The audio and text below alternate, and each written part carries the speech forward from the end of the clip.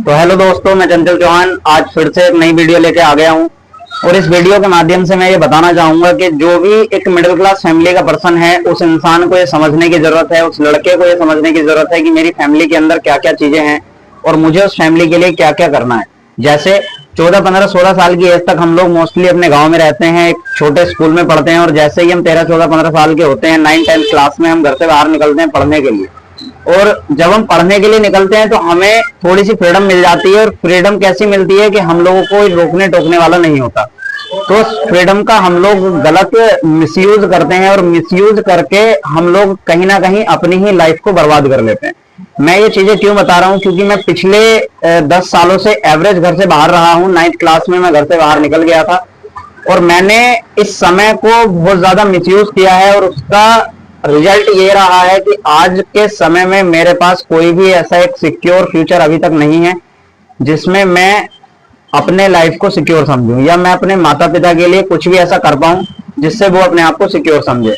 तो मैं आप लोगों से सिर्फ इतना ही कहना चाहूंगा कि समय रहते अपनी लाइफ को सुधारने के लिए हमें यह समझना बहुत ज्यादा जरूरी है कि आप लोग एक ऐसी फैमिली में पैदा हुए हैं जिस फैमिली के बैकग्राउंड में ना तो कोई सपोर्ट है, ना ही आप लोगों के लिए कोई ऐसा एम्पायर खड़ा है जिस एम्पायर को आप लोग संभाल के अपनी लाइफ को आगे सिक्योर कर पाएंगे।